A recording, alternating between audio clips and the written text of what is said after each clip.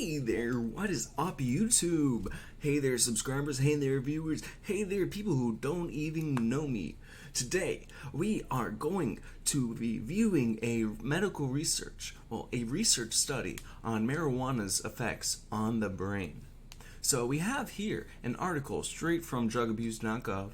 It is a website that has amazing information about drugs and what they do. So here, nonetheless, is a article about marijuana's long-term effects on the brain.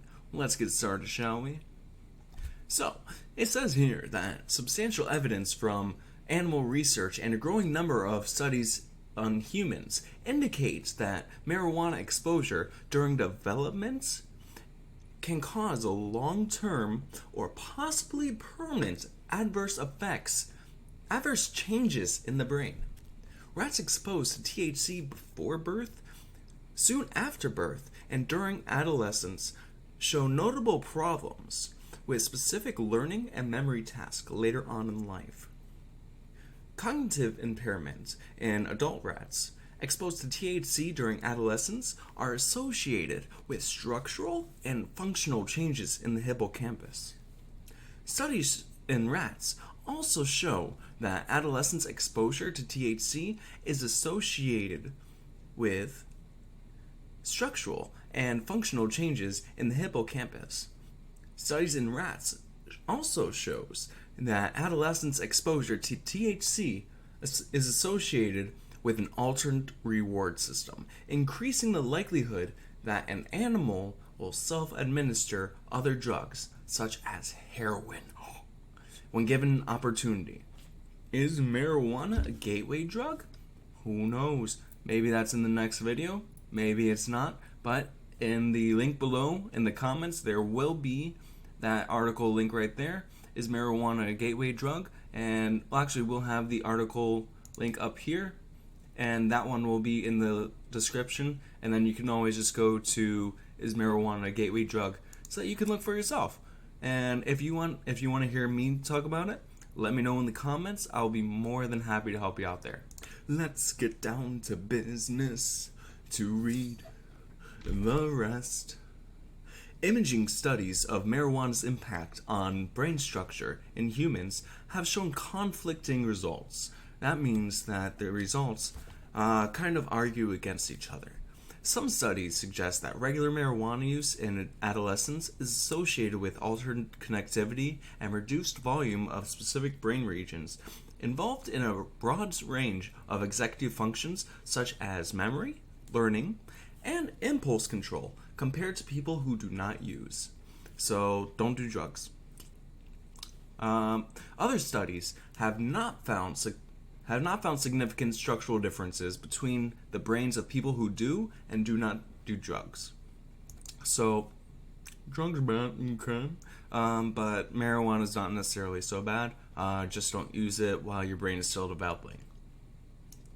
Yeah. Alright, yeah. We are down to paragraph 3. Paragraph 3. 1, 2. That's 4. 1, 2, 3. 1, 2, 3. Dun, dun, dun, dun. Several studies, including 2 large longitudinal studies, suggest that marijuana use can cause functional impairments in cognitive abilities, but that the degree or duration of the impairment depends on when the person began using and how much and how long they have been using. So really the risk is when you started and how much you used during that time. Number 4 in our countdown. Among nearly 4,000 young adults in the coronary artery risk development and young adult study, tracked over a 25-year period until mid-adulthood, cumulative lifetime exposure to marijuana was associated with lowered scores on tests of verbal memory, but did not affect other cognitive abilities such as processing speed or executive function. So even if you smoke weed, smoke weed every day. Okay, so let's continue. The effect was sizable and significant, even after eliminating those involved with the current use and after adjusting confounding factors such as demographic, which means the place where you live, and other drug and alcohol use, and other psychiatric conditions such as depression.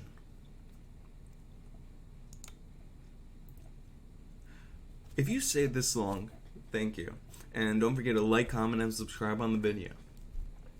A large longitudinal study in New Zealand found that persistent marijuana use disorder with frequent use starting in adolescence was associated with a loss of an average of 6 to up to 8 IQ points, measured in mid-adulthood.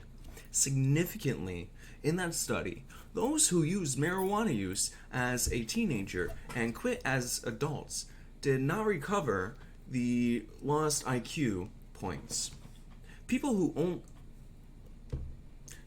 only began using marijuana heavily in adulthood did not lose IQ points. These results suggest that marijuana has its strongest long-term impact on people whose brains are still busy building new connections and maturing in other ways. The endocannabinoid system is known to play an important role in proper formation of synapses, the connection between neurons, during early brain development, and a similar role has been proposed for the refinement of neural connections during adolescence.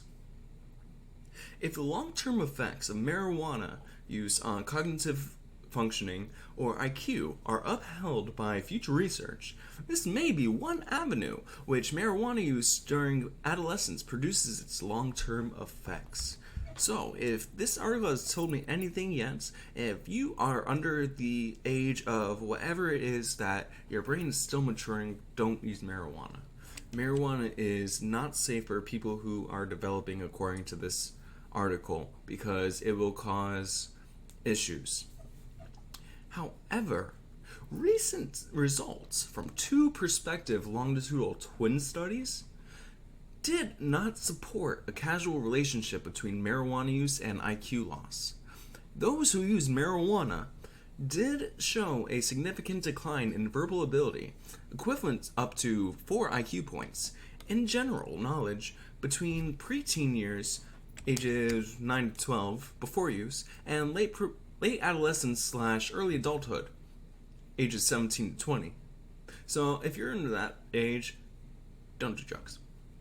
However, at the start of the study, those who would use in the future already had low scores on these measures than those who would not use in the future, and no predictable difference was found between twins when one used marijuana and the other did not. This suggests that observed IQ declines, and at least across adolescence, may be caused by shared familial factors such as genetics or family environment, not by marijuana use itself.